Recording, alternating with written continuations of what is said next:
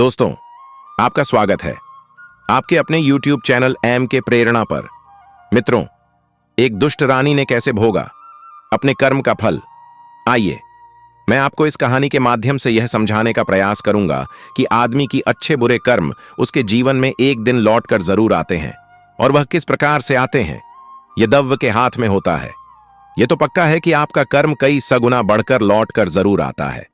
तो चलिए, इस बात की यह कहानी जीता जागता उदाहरण है कि तरह एक राजा और एक रानी ने अपने कर्म का फल भोगा। बुरे कर्म का बुरा अंजाम ही होता है। दोस्तों, एक समय की बात है, एक राज्य में एक राजा का शासन था।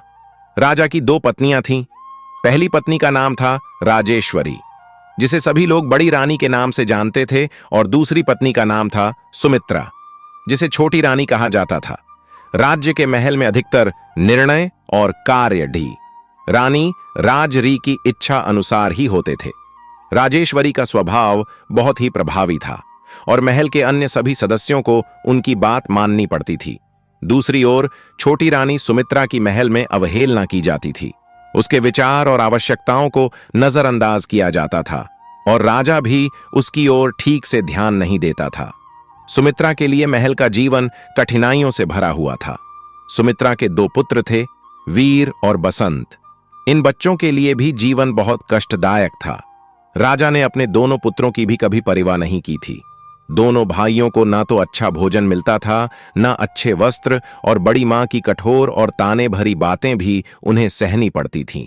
सुमित्रा अपनी संतान की कठिनाइयों को देखती हुई चुपचाप सह लेती थी, परंतु इन सबसे भी बड़ी रानी राजेश्वरी संतुष्ट नहीं थी। वह हर समय सुमित्रा को नीचा दिखाने का प्रयास करती रहती थी। एक दिन बड़ी रानी राजेश्वरी ने सुमित्रा को स्नान के लिए नदी पर चलने का प्रस्ताव दिया।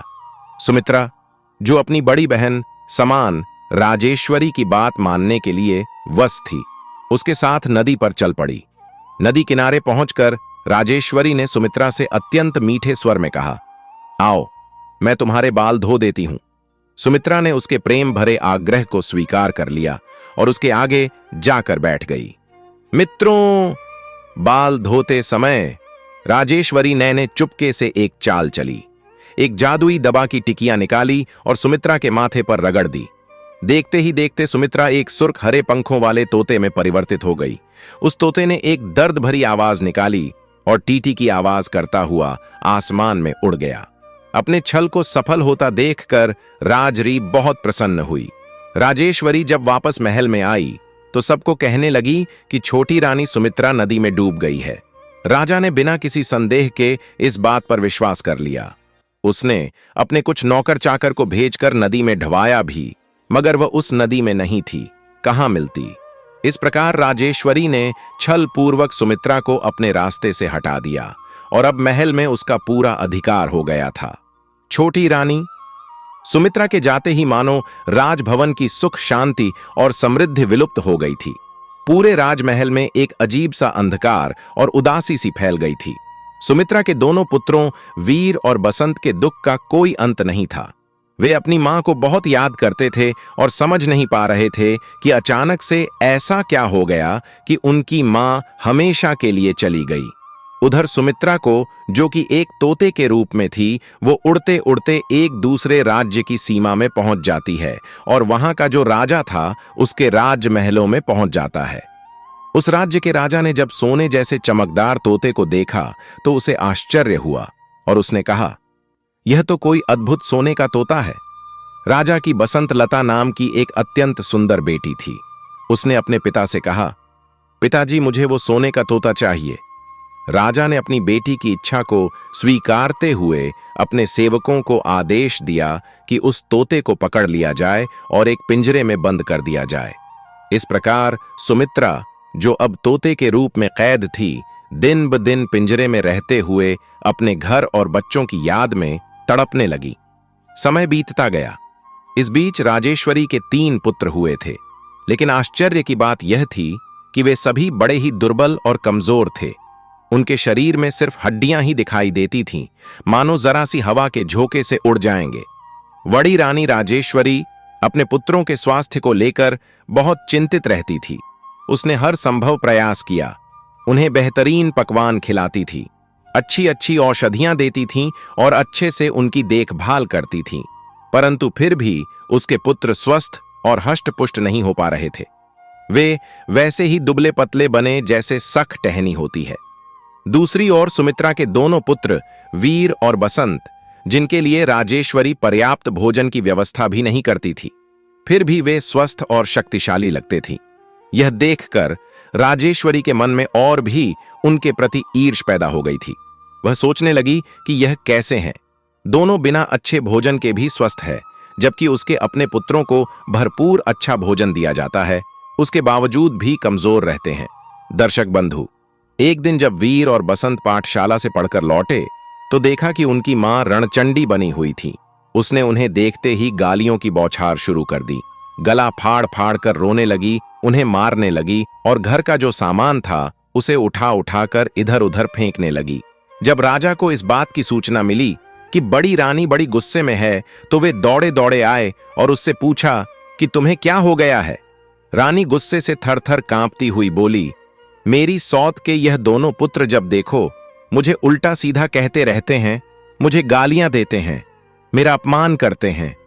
मैं जब तक इनके खून में स्नान ना कर लूं, मेरा कलेजा ठंडा नहीं होगा। या तो इस घर में यह बच्चे रहेंगे या मैं रहूंगी। मैं आज ही इस घर को छोड़कर चली जाऊंगी और किसी नदी या कुएं में गिरकर मर जाऊंगी। मित्रों, रानी की यह धमकी सुनकर राजा घबरा जाता है। सोचने लगा कि सच में रानी मर जाएगी, क्योंकि राजा बड़ी रानी का गुलाम था। राजा ने कहा, प्रिय, तुम जैसा चाहोगी मैं वैसा ही करूंगा, लेकिन तुम इस घर को छोड़कर ना जाओ। अब तो राजा ने रानी के कहने पर झल्लादों को बुलवाया और आदेश दिया कि इन दोनों भाइयों को मारकर इनका खून लाकर बड़ी रानी को दे दो। वीर बसंत काका तो मित्रों रो रो कर बुरा हाल था, पर जल्लाद तो राजा के आदेश का पालन कर रहा था, सो उनके हाथ पैरों को रस्सियों से बांधकर और उन्हें मारने के लिए जंगल की ओर चल दिया। वीर बसंत के चीत्कार को सुनने वाला वहां कोई नहीं था। जल्लाद वीर बसंत को एक जंगल में ले जाता है। वहां उसने उन दोनों राजकुमारों के वस्त्र उतरवा लिए और एक पेड़ की उन्हें छाल पहना दी और बोला, भाई, हमारे भाग्य में यही था। जल्लाद ने उनके हाथ पैर खोल दिए और डबडबा आंखों से कहा, पुत्रों, राजा की आज्ञा है, मुझे आपको मारना है, पर तुम लोगों को मैंने अपनी गोद में खिलाया है, तुम्हारा खून मैं कैसे कर सकता हूं? मेरे भाग्य में जो होगा वह मुझे मिल जाएगा। तुम इस पेड़ की छाल पहनकर इसके ऊपर चादर ओढ़कर इस जंगल से निकल जाओ। कोई तुम्हें राजपुत्र के रूप में नहीं पहचान पाएगा। मित्रों, जल्लाद ने वीर और बसंत को समझाया कि अब भी सावधानी से रहे और उन्हें नया जीवन अपनाना होगा और यहां से काफी दूर चले जाएं। मित्रों, फिर उसने जंगल से बाहर निकलने का उन्हें रास्ता दिखाया और खुद राजभवन लौटने के लिए तैयार हुआ। वापसी में आते समय रास्ते में उसने एक कुत्ते और सियार का वध किया और उनके खून को एक पात्र में भरकर बड़ी रानी के पास पहुंचा दिया। रानी ने उसे देखकर यह समझ लिया कि यह वीर और बसंत का अंत हो गया है, उन्हीं का यह रक्त है। वीर और बसंत दोनों जंगल के मार्ग पर बढ़ते चले गए और उधर रानी ने उनके रक्त से स्नान किया और उनके रक्त को पिया। अब आप अंदाजा लगा सकते हैं कि वह स्त्री कितनी निर्दय, कितनी निष्ठुर होगी। मित्रों, उधर बीड़ और बसंत दोनों वहां से निकल जंगल के मार्ग से बढ़ते हुए आगे को चलते चले जा रहे थे, पर जंगल का कोई उन्हें अंत नजर नहीं आ रहा था। दूर दूर तक पेड़ों का घना घेरा और लंबा रास्ता उनके सामने फैला हुआ था। लंबी यात्रा से थककर आखिरकार दोनों भाई एक पेड़ के नीचे बैठ गए। बसंत ने थकान से हाते हुए कहा, भाई, मुझे बहुत तेज प्यास लगी है, यहां कहीं पानी मिलेगा? वीर ने इधर उधर देखते हुए जवाब दिया, हम लोग इतनी दूर तक आए हैं, लेकिन अब तक कहीं भी पानी दिखाई नहीं दिया, पर प्यास इतनी तेज है कि अब मेरी हालत भी बहुत खराब हो रही है। बसंत ने वीर की ओर देखकर कहा, ठीक है, तुम यहीं बैठो, मैं के आसपास जाकर देखता हूं कि कहीं पानी मिल जाए। वीर ने सती में सिर हिलाया और बसंत पानी की तलाश में आगे बढ़ गया। कुछ देर तक इधर उधर भटकने के बाद आखिरकार बसंत को एक छोटा सा तालाब दिखाई दिया। तालाब को देखकर वह बेहद खुश हुआ, लेकिन अब एक नई समस्या सामने आ गई थी। पानी तो मिल गया था, पर उसे वीर के पास कैसे ले जाए? कुछ सोचते हुए उसकी नजर अपनी चादर पर पड़ी। उसे एक उपाय सूझा कि अगर चादर को पानी में भेगो कर ले जाया जाए तो वीर की प्यास बुझाई जा सकती है। यह सोचकर बसंत ने अपनी चादर को तालाब के पानी में भिगोना शुरू कर दिया। उसने चादर को अच्छे से पानी में डुबोकर भगाया ताकि वह ज्यादा से ज्यादा पानी ले जा सके। जैसे ही वह अपनी चादर को पानी में भिगो रहा था, उसी समय उस राज्य में एक और अजीब घटना घटती है। जिस राज्य में वीर और बसंत अभी मौजूद थे, वहां का राजा का अचानक देहांत हो गया था। राजा का कोई उत्तराधिकारी नहीं था और राजा के बिना राज्य में अराजकता फैलने का मंडरा रहा था। ऐसे में मंत्रियों और प्रजा के सामने एक बड़ी समस्या खड़ी हो गई कि राज सिंहासन पर कौन बैठेगा। सिंहासन को खाली नहीं छोड़ा जा सकता। जहां राजा नहीं होता, वहां चोर उचक्के बढ़ जाते हैं। इसलिए उन्होंने इसका समाधान निकालने के लिए विचार विमर्श किया। काफी चर्चा के बाद राज्य के मंत्रियों और प्रजा ने मिलकर यह निर्णय लिया कि जिस व्यक्ति के माथे पर राज तिलक दिखाई देगा, उसी को नए राजा के रूप में चुन लिया जाएगा। इसके लिए उन्होंने एक सफेद हाथी को चुना और उसके ऊपर सिंहासन बांध दिया। योजना के अनुसार इस सफेद हाथी को खुले में छोड़ दिया गया ताकि वह किसी ऐसे व्यक्ति की तलाश करे जिसके माथे पर राज तिलक हो और उसे सिंहासन पर बिठाया जाए। सफेद हाथी धीरे धीरे जंगल में निकल पड़ा। उसी व्यक्ति की तलाश में जो राज्य का नया उत्तराधिकारी बन सके। वो सफेद हाथी उसी तालाब के पास में पहुंच जाता है जहां बसंत अपनी चादर को पानी में भिगो रहा था। हाथी ने जैसे ही बसंत के माथे पर राज तिलक देखा, वह तेजी से उसकी ओर बढ़ा और अपनी सूंड में उठाकर उसे सीधा सिंहासन पर बिठा दिया। बसंत इस अचानक हुई घटना से घबरा गया। उसने अपने भाई का नाम लेकर उसे पुकारना शुरू किया, वीर वीर, तुम कहां हो? लेकिन उसकी आवाज दूर दूर तक नहीं पहुंच पाई। सफेद हाथी बिना रुके तेजी से बसंत को लेकर नगर की ओर बढ़ता चला गया। बसंत असहाय होकर बस अपने भाई के नाम की पुकार लगाए जा रहा था, परंतु उसकी पुकार जंगल में कहीं खो चुकी थी। वीर पेड़ के नीचे बैठा अपने भाई वसंत का इंतजार कर रहा था। समय बीतता जा रहा था और बसंत के ना लौटने पर वीर के मन में चिंता गहराने लगी। उसने सोचा, कहीं भाई रास्ता तो नहीं भटक गया या उसे उसके साथ कोई अनहोनी तो नहीं हो गई। मित्रों, इस प्रकार घंटों बीत जाते हैं, लेकिन बसंत का कोई पता नहीं चला। धीरे धीरे वीर का धैर्य टूटने लगा और उसकी आंखों में आंसू आ गए। वो भय और निराशा से रोने लगा। रोते रोते सारा दिन बीत गया। सूर्य अस्त हो गया और जंगल की घनी छाया में अंधेरा छा गया। इस अजनबी जंगल में अकेले बैठे हुए वीर का दिल डर और उदासी से भर गया था। थकान और रोने से कमजोर होकर वह पेड़ के नीचे ही सो गया। अगली सुबह एक सन्यासी उधर से गुजर रहा था।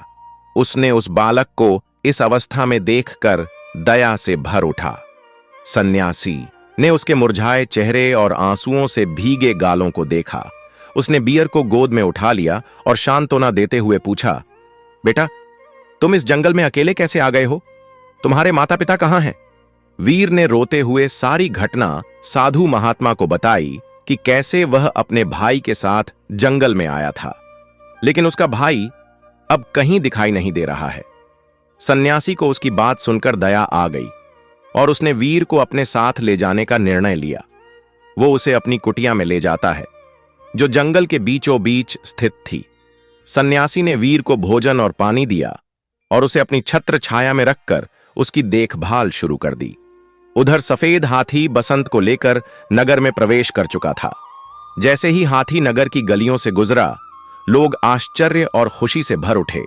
उन्होंने देखा कि हाथी पर एक राजसी पुरुष बैठा हुआ है, जिसके माथे पर चमकता हुआ तिलक है। राज्य की प्रजा ने नए के रूप में वसंत का भव्य स्वागत किया। सभी ने उसे सिंहासन पर बैठाया और दरबार में पूरे विधि विधान से उसका राज तिलक किया गया। बसंत के लिए यह सब मानो एक सपने की तरह था। वह समझ नहीं पा रहा था कि आखिर यह सब क्या हो रहा है। अभी कुछ समय पहले वह अपने भाई के लिए पानी लाने गया था और अब अचानक एक राज्य का राजा बन बैठा है। दरबारियों ने उसे राजा का आसन ग्रहण करने के लिए अनुरोध किया। बसंत अपने भीतर चल रहे भावनाओं के दंद से जूझते हुए धीरे धीरे सिंहासन पर बैठ जाता है। हर ओर से उसे बधाइयां मिलने लगीं, लेकिन अपने पद और सम्मान के बावजूद वसंत के मन में शांति नहीं थी। वह बार बार अपने भाई वीर की चिंता में खो जाता है। उसे रह रह कर वीर की याद आती थी और वह सोचता है, मेरा भाई कहाँ होगा? वह कहीं मुसीबत में तो नहीं पड़ गया होगा। धीरे धीरे समय बीतने लगा। पहले तो बसंत को अपने नए जीवन में बहुत कठिनाई महसूस हुई, लेकिन धीरे धीरे उसने परिस्थिति से समझौता कर लिया। उसने अपने कर्तव्यों को समझना शुरू किया और राजपथ पर चलने का प्रयास किया। अपने राज्य की भलाई के लिए उसने मन लगाकर कार्य करना शुरू कर दिया। समय ने उसके मन के दर्द को थोड़ा थोड़ा कम कर दिया था और वो अपनी नई जिम्मेदारी में रमने लगा था। अब बसंत के पास भौतिक सुख सुविधाओं की कोई कमी नहीं थी। उसे किसी भी चीज का अभाव नहीं था, लेकिन उसके मन में अपने भाई की याद हमेशा बनी रहती थी। अपनी नई भूमिका को निभाते हुए उसके हृदय में कहीं ना कहीं एक खालीपन सा रहता था, जो वीर की अनुपस्थिति से भरा हुआ था। इस प्रकार वसंत ने अपने नए जीवन को अपनाते हुए एक राजा के रूप में अपने कर्तव्यों का पालन करना शुरू कर दिया था, जबकि उधर वीर सन्यासी की कुटिया में अपना जीवन बिता रहा था। दोनों भाइयों की किस्मत ने उन्हें अलग अलग कर दिया था, लेकिन उनके दिलों में एक दूसरे के लिए याद हमेशा बनी हुई थी। उधर वीर सन्यासी की कुटिया में अपने दिन बिता रहा था।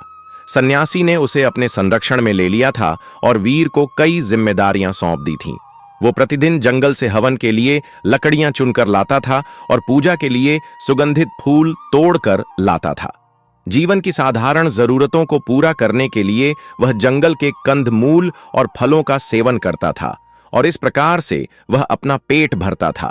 इसके साथ ही वह सन्यासी के साथ बैठकर शास्त्रों और वेदों का ज्ञान भी प्राप्त करता था, जिससे उसकी बुद्धि और आध्यात्मिक समझ बढ़ रही थी। इसके साथ ही वो सन्यासी के साथ बैठकर शास्त्र और वेदों का ज्ञान भी प्राप्त करता था, जिससे उसकी बुद्धि और आध्यात्मिक समझ बढ़ रही थी।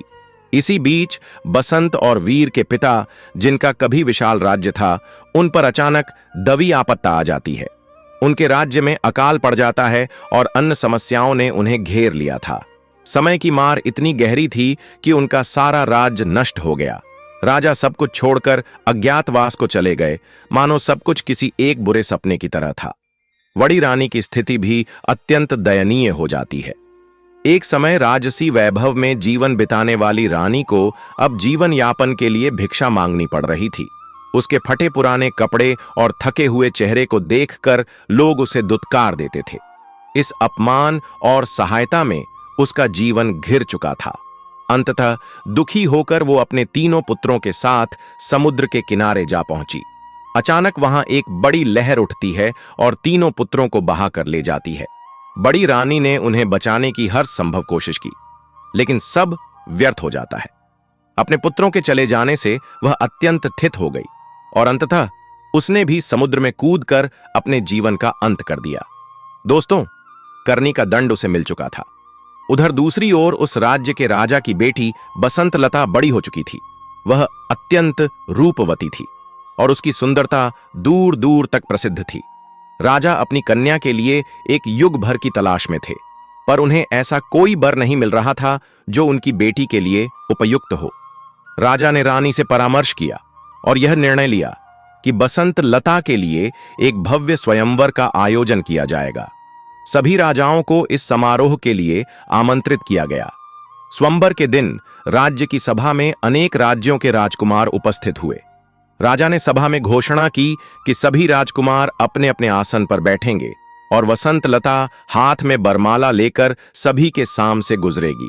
जिस राजकुमार को वह पसंद करेगी उसके गले में बरमाला पहना देगी। स्वयंवर के लिए वसंत लता ने बड़े उत्साह के साथ श्रृंगार करना शुरू किया। उसने अपने बालों का एक सुंदर जूड़ा बनाया, आंखों में काजल लगाया और अपने पैरों में आलता लगाया। फिर उसने अपने पास के पिंजरे में बंद तोते से पूछा, अब मुझे और क्या पहनना चाहिए? तोता, जो असल में छोटी रानी थी, उसने उत्तर दी, या अगर मैं तुम्हारी जगह होती तो पांव में सोने की पायल पहनती। उसकी मधुर रुंझुन की आवाज हर किसी का ध्यान आकर्षित करती। वसंत लता का यह सुझाव बहुत पसंद आया और उसने अपने पैरों में सोने की पायल पहन ली। फिर उसने तोते से दोबारा पूछा, और क्या होना? चाहिए मेरे पास। तब तोते ने कहा, अगर मैं तुम्हारी जगह होती तो सोने की जड़ी वाली साड़ी पहनती। वो साड़ी तुम्हें बहुत भव्य और राजसी दिखाती। वसंत लता ने तुरंत सोने की जड़ी साड़ी पहन ली, जिससे उसका रूप और भी निखर गया। उसके बाद उसने फिर से तोते से पूछा, अब बताओ, अब मुझे क्या पहनना चाहिए? तब तोता बोला, अब तुम हीरे का हार पहन लो। यह हार तुम्हारे गले में बेहद सुंदर लगेगा और सबका ध्यान तुम्हारी ओर आकर्षित करेगा। बसंत लता ने अपने गले में हीरे का हार पहन लिया और दर्पण में खुद को निहारा। फिर उसने तोते से कहा, अब और क्या जरूरत है? तोते ने धीरे से मुस्कुराते हुए कहा, नारी का श्रृंगार तब तक पूरा नहीं होता जब तक उसके नाक में मोती की लौंग, कानों में कर्ण फूल और मांग में हीरे का टीका ना हो। यह सब पहनने से ही तुम्हारा श्रृंगार पूरा होगा। बसंत लता ने तोते की बात मानी और नाक में मोती की लौंग, कानों में कर्ण फूल और मांग में हीरे का टीका पहन लिया। अब उसका श्रृंगार पूरा हो चुका था और वो असाधारण रूप से सुंदर लग रही थी। सभी श्रृंगार के बाद तोते ने एक बार उसे सरते हुए कहा। बसंत लता ने तोते की सलाह पर अपना पूरा श्रृंगार कर लिया था, लेकिन अब तोते ने उसे एक और बात बताई। उसने कहा, सब तो हो गया, पर तुम्हारे पास गजमुख का मोती नहीं है। उसके बिना तुम्हारा श्रृंगार अधूरा है। अगर तुम्हें स्वयंवर में आए राजकुमारों में से कोई गजमुख का मोती लेकर आए तो समझना कि वही तुम्हारा सच्चा वर है। यह सुनकर बसंत लता ने अपने सभी आभूषण और श्रृंगार उतार और घोषणा करवा दी कि जो राजकुमार उसके लिए गजमुख का मोती लाएगा उसी से वह विवाह करेगी। इस असामान्य शर्त को सुनकर स्वयंवर में उपस्थित सारे राजकुमार गजमुख मोती की खोज में निकल पड़े। राजकुमारों ने सुना था कि सभी हाथियों में गजमुख मोती नहीं होता, केवल समुद्र के किनारे पाए जाने वाले दुर्लभ सफेद हाथियों में उनके सिर में यह मोती मिलता है। अतः सारे राजकुमार समुद्र की ओर चल पड़े। उस दुर्लभ गजमोती की खोज में समुद्र के किनारे पहुंचने से पहले ही हाथियों के एक झुंड ने उन पर हमला कर दिया। हाथियों का झुंड उग्र था और उसने कई राजकुमारों को घायल कर दिया। कुछ के हाथ पैर टूट गए और कुछ को गंभीर चोट आई। हताश और निराश होकर अधिकांश राजकुमार वापस लौट गए, यह सोचते हुए कि शायद वे बसंत लता से विवाह नहीं कर सकेंगे। इस घटना का समाचार बसंत राजा के कानों तक भी पहुंच जाता है। उसे राजकुमारों की दुर्दशा पर दुख हुआ, लेकिन साथ ही वसंत लता की शर्त पर उसे गुस्सा आ रहा था। उसने सोचा कि यह शर्त बसंत लता के अहंकार को दर्शाती है। उसने निश्चय किया कि वह बसंत लता के इस घमंड को चूर चूर कर देगा और उसे सच्चाई का एहसास कराएगा। राजा बसंत ने बसंत लता के पिता के राज्य पर आक्रमण कर दिया। युद्ध में वसंत लता के पिता की पराजय हुई और वसंत ने वसंत लता को भी बंदी बना लिया। वसंत लता राजा वसंत की कैद में थी और उसका घमंड पूरी तरह से टूट चुका था। उधर वीर अपनी साधारण जिंदगी में सन्यासी की कुटिया में दिन बिता रहा था। उसे नहीं पता था कि उसकी किस्मत उसे कहां ले जाएगी। वह पूरे दिन जंगल में घूमता रहता था। कुटिया के पास बने विशाल बरगद के पेड़ के नीचे कभी कभी आराम करता था। उसी बरगद के पेड़ में एक गिलहरी और एक बुलबुल का बसीरा था। दोनों प्राणी अक्सर आपस में बातचीत किया करते थे। एक दिन बसंत बरगद के पेड़ के नीचे बैठा था और उसने गिलहरी और बुलबुल की बातचीत को ध्यान से सुना। गिलहरी ने कहा, कौन जानता है कि वसंत लता के स्वयंवर का क्या परिणाम होगा? इस पर बुलबुल ने गहरी सोच के साथ उत्तर दिया, ईर सागर के किनारे एक दूध का पहाड़ है, जहां से दूध की धारा ईर सागर में गिरती है। उस ईर सागर में एक अद्वितीय स्वर्ण कमल खिला हुआ है। उस स्वर्ण कमल के बीचों बीच एक सफेद हाथी रहता है और उसी हाथी के सिर में गजमुख मोती है। गिलहरी ने पूछा, लेकिन वहां तक पहुंचेगा कौन? यह तो एक कठिन यात्रा है। बुलबुल ने उत्तर दिया, बहन, वहां केवल एक सच्चा और साहसी राजकुमार ही पहुंच सकता है, जो कठिनाइयों का सामना कर सके और अपने उद्देश्य के प्रति दृढ़ हो। इन बातों को सुनकर वीर ने मन ही मन निश्चय किया कि वो स्वयं गजमुख मोती की खोज में जाएगा और बसंत लता की चुनौती को पूरा करेगा। उसने गिलहरी और बुलबुल से पूछा, मैं गजमुख मोती लाने के लिए वहां जाऊंगा, क्या तुम मेरी कुछ सहायता करोगे? गिलहरी और बुलबुल ने सहमति में सिर हिलाया और कहा, हमें खुशी होगी तुम्हारी सहायता करके, परंतु पहले तुम्हें सन्यासी के पास जाकर उनका त्रिशूल मांगना होगा और फिर सेमल के पेड़ के पास जाकर राजकुमार के वस्त्र मांगने होंगे। इन चीजों को पाकर तुम्हें गजमुख मोती की खोज में मदद मिलेगी। वीर ने यह बात मान ली। वो पहले सन्यासी के पास गया और उनसे त्रिशूल प्राप्त किया। फिर वो सेमल के पेड़ के पास गया, जहां उसे राजसी वस्त्र प्राप्त हुए, जिन्हें पहनकर वो एक राजकुमार की तरह लगने लगा। सारी तैयारी करने के बाद वह समुद्र की ओर चल पड़ता है। लंबी यात्रा के बाद वीर ने ईर सागर का किनारा देखा, जहां उसे दूर से ही ईर सागर में गिरता हुआ दूध का पहाड़ नजर आया। उस दूध के सागर के बीचों बीच एक विशाल सुर कमल खिला हुआ था। जब वह उसके करीब पहुंचा तो देखा कि उस सुर कमल के बीचों बीच दूध जैसा सफेद वाला एक भव्य हाथी बैठा था। उस हाथी के सिर पर गजमुख मोती चमक रहा था और उसकी रोशनी से चारों ओर का वातावरण प्रकाशमान था। वीर ने साहसपूर्वक उस सफेद हाथी के पास जाकर त्रिशूल निकाला और उस हाथी के सिर पर रख दिया। जैसे ही उसने त्रिशूल को हाथी के सिर पर स्पर्श कराया, उसी क्षण हाथी, स्वर्ण कमल और ईर सागर का सब कुछ गायब हो जाता है। बहक वहां केवल एक कमल का फूल बचा था, जिसके बीच में गजमुख मोती की माला थी। जैसे ही वीर ने माला को हाथ में लिया, कमल का फूल मानवीय आवाज में बोला, तुम निश्चय ही एक साहसी राजकुमार हो। मुझे बताओ, तुम्हारा राज्य कहां है और तुम्हारी पहचान क्या है? वीर ने विनम्रतापूर्वक उत्तर दिया, मैं किसी राज्य का राजकुमार नहीं हूं। मैं तो केवल एक सन्यासी के साथ जंगल में रहने वाला एक साधारण व्यक्ति हूं। कमल के फूल ने कहा, तुम्हारे साहस ने तुम्हारी पहचान बना दी है। तुम इस गजमुख मोती की माला को अपने पास रखो और मुझे अपने हृदय में स्थान दो। तुम्हारा भविष्य उज्जवल होगा और तुम्हारा विवाह बसंत लता के साथ होगा। तुम्हारा जीवन सुख समृद्धि से भर जाएगा। वीर ने फूल के शब्दों को गहरे मन से सुना और गजमुख मोती की माला को आदरपूर्वक अपने सिर पर धारण किया। उसने कमल के फूल को अपने हृदय में स्मरण किया और खुशी खुशी वापस लौटने लगा। मित्रों, लौटते समय जब वह सागर के बालू के किनारे से गुजर रहा था, तभी उसे कुछ आवाजें सुनाई पड़ती हैं। हमें भी अपने साथ ले चलो भाई।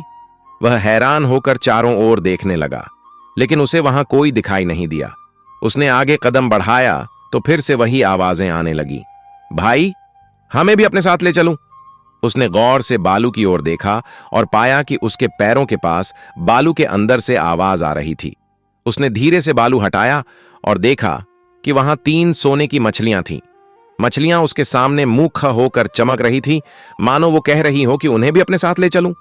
वीर ने मछलियों को अपने साथ ले जाने का निर्णय किया और उन तीनों सोने की मछलियों को अपने साथ लेकर वापस लौटने लगा।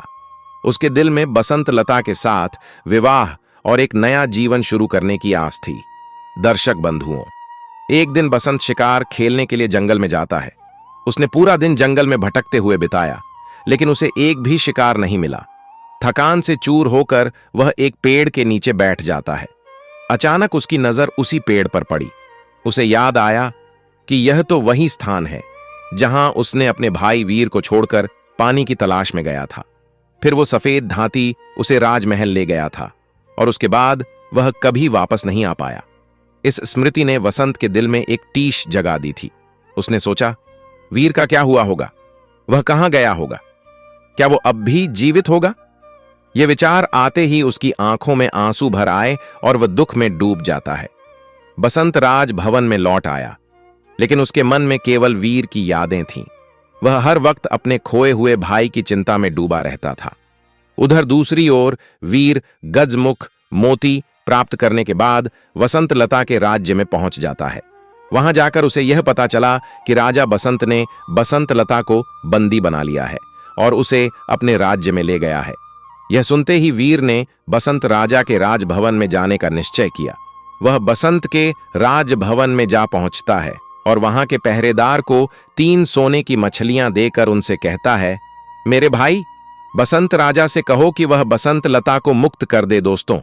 तब पहरेदार ने वीर को बसंत राजा का संदेश दिया कि वह अभी अपने कक्ष में बंद है और किसी से इस समय मिलना नहीं चाहते हैं, क्योंकि वे अपने खोए हुए भाई के शोक में डूबे रहते हैं। वीर को यह जानकर बड़ा दुख हुआ। लेकिन उसने प्रतीक्षा करने का निर्णय लिया। उसने 7 दिनों तक राजमहल के सामने त्रिशूल लेकर और गजमुख मोती सिर पर धारण करके बैठा रहा, राजभवन के बाहर, यह प्रतीक्षा करते हुए कि बसंत उससे जरूर मिलेंगे। मित्रों, 8वें दिन बसंत राजा थोड़ा सामान्य होता है और अपने कक्ष से बाहर निकलकर देखता है। दासियां ने सोने की मछलियों को उसके पास लाकर दिखाया कि ये मछलियां विशेष हैं और किसी ने उन्हें राजा के लिए उपहार स्वरूप भेजी है। बसंत ने उन्हें देखते ही कटवाने का आदेश दिया, लेकिन जैसे ही दासियां मछलियों को काटने के लिए आगे बढ़ी तो तीनों मछलियां बोल पड़ी, हमें मत काटो महाराज, हम राजा के भाई हैं। अंगरक्षकों ने वसंत को यह बात बताई और वसंत राजा स्वयं बाहर आ गए। वहां उन्होंने अपने भाई वीर को त्रिशूल लिए और गजमुख मोती पहने देखा तो बसंत ने पीर को देखा तो खुशी से दौड़कर उससे गले लगा लिया। इतने वर्षों की विछड़न का दुख और खुशी दोनों ही एक साथ उनके दिल में उमड़ आई। उसी समय दासियां सोने की मछलियों को लेकर राजा बसंत के पास आई और उन्हें दिखाया। जैसे ही बसंत ने मछलियों के हाथ में उठाया तो वह देखकर आश्चर्यचकित रह गया। वे तीनों मछलियां 3 मनुष्यों में बदल गईं। बसंत और वीर ने उन्हें देखते ही पहचान लिया। वे कोई और नहीं बल्कि बड़ी रानी के 3 पुत्र थे, उनके सौतेले भाई। तीनों भाइयों ने अपनी दुर्भाग्य की कहानी उन्हें सुनाई कि किस प्रकार उनकी मां बड़ी रानी के लालच और घमंड ने उन्हें इस स्थिति में डाल दिया था। यह सुनकर बसंत और वीर की आंखों में आंसू आ गए। वर्षों की पीड़ा और दुख के बाद 5 भाई अब एक साथ हो गए। अब बसंत और वीर ने राजभवन में मिलकर आनंदपूर्वक रहने का निर्णय लिया। बसंत ने अपने भाई वीर के विवाह की तैयारियां करनी शुरू कर दी। उसने बसंत लता के पिता के पास समाचार भेजा कि उनकी बेटी को शीघ्र ही मुक्त किया जा रहा है और वीर से उसका विवाह धूमधाम से संपन्न किया जाएगा। उधर बसंत लता को यह सूचना मिली कि गजमुख मोती लेकर के उसका बर आ गया है और शीघ्र ही उसे बंदी से मुक्त किया जाएगा। पिंजरे में कैद तोते ने बसंत लता को यह खुशखबरी यह सुनकर बसंत लता प्रसन्न हो उठी और बोली, मुझे मालूम था कि वह आएगा। उसी समय एक दासी दौड़ती हुई आई और बसंत लता से प्रसन्नतापूर्वक कहने लगी, गजमुख मोती लाने वाला राजकुमार कोई और नहीं बल्कि राजा वसंत के सगे भाई वीर है। यह सुनकर वसंत लता और भी प्रसन्न हो जाती है। उसने यह तय किया कि वो अपने प्यारे तोते को स्वयं अपने हाथों से स्नान कर कराएगी ताकि वो भी इस खुशखबरी में शामिल हो सके। बसंत लता ने अपने प्रिय तोते को खुद के हाथों से स्नान कराने की ठानी। उसने कपला गाय के दूध में ताज कच्ची हल्दी को पीसकर मिलाया और उस मिश्रण से तोते को स्नान कराने लगी। हल्दी और दूध से तोते के शरीर पर स्नान करते समय अचानक उसका हाथ तोते के माथे पर लगी दवा को छू गया। वो दवा माथे से मिट गई। इसी के साथ एक अद्भुत क्षम होता है। देखते ही देखते वो तोता एक सुंदर स्त्री में बदल गया। बसंत लता यह देखकर आश्चर्यचकित हो गई और उसके मुख से अचानक निकल पड़ा, आप कौन हैं? वह स्त्री मुस्कुराते हुए बोली, मैं इस राज की रानी हूं। बसंत और वीर मेरे ही पुत्र हैं। इसके बाद उस रानी ने बसंत लता को अपनी पूरी कहानी बताई कि कैसे एक छल के कारण उसे तोते का रूप धारण करना पड़ा और किस प्रकार वह वर्षों से इस पीड़ा को सहती आ रही है। उसने अपने पुत्रों के प्रति अपने प्रेम और संघर्ष की पूरी दास्तां सुनाई। मित्रों, अगले दिन राजा बसंत और वीर ने मिलकर धूमधाम से वसंत लता का विवाह संपन्न कराया। पूरा राजमहल इस विवाह की खुशी में सजाया गया था और हर ओर हर्षोल्लास का माहौल था। विवाह के बाद विदा का समय आया। वसंत लता ने अपने पिता से निवेदन किया कि पिताजी, मैं पालकी में अकेली ही जाऊंगी। पिता ने आश्चर्य से पूछा, यह कैसी बात हुई बेटी? वसंत लता ने मुस्कुराते हुए कहा, मैंने प्रण लिया है, मैं केवल अकेली रहूंगी और किसी को समय मेरे पास नहीं होना चाहिए। पिता ने उसकी बात समझकर सिर लाया और कहा, जैसा तुम चाहती हो वैसा ही होगा। इसके बाद बसंत लता ने सभी से विदा ली और सुंदर पालकी में बैठ गई। उसने चुपके से अपनी सास छोटी रानी को भी अपनी पालकी में बैठा लिया ताकि उन्हें भी पूरे राजसी सम्मान के साथ राजमहल तक ले जाया जा सके। वही वीर भी अपनी पालकी में बैठ जाता है। जब यह शाही पालकी राजा वसंत के महल के द्वार पर पहुंची तो पालकी से उतरते ही लोगों ने एक अद्वितीय सुंदर स्त्री को देखा जो बसंत लता के साथ थी। लोग उसे देखकर चकित रह गए और सभी के मन में जिज्ञासा उत्पन्न हुई कि यह सुंदर स्त्री कौन है। जैसे ही वह महिला पालकी से उतरी, उसने चारों ओर देखते हुए आवाज दी, कहां है मेरे बसंत और वीर? मेरे पास आओ मेरे बेटो। मां की यह बात सुनकर बसंत और वीर तुरंत दौड़ पड़े। उन्होंने देखा कि उनकी मां है। वे दौड़ते हुए आए और अपनी मां से आकर लिपट गए। बरसों के बिछड़े हुए मां और पुत्रों के मिलन से वहां उपस्थित सभी की आंखें नम हो गईं। इस मिलन की खुशी में शीघ्र ही बड़ी रानी के तीनों पुत्र भी वहां पहुंच गए और अपनी मां और भाइयों के साथ खुशी में शामिल हो गए। उनका परिवार एक बार फिर से एक हो जाता है और वर्षों का दुख और संघर्ष खुशी और प्यार में बदल जाता है। राजमहल में इस सुख समाचार के साथ ही सबके मनों में शांति और संतोष का निवास था।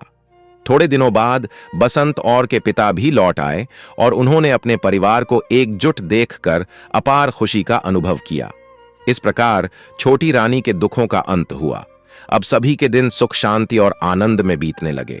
हर कोई इस परिवार की एकता और खुशहाली का आनंद ले रहा था और राज में भी सुख समृद्धि का वास था। दोस्तों, इस कहानी से हमें समझने को मिलता है कि हमारे अच्छे और बुरे कर्म हमारे जीवन में लौटकर जरूर आते हैं और आदमी जैसा करता है उसे उसके कर्मों का परिणाम आने वाले समय में जरूर भोगना पड़ता है।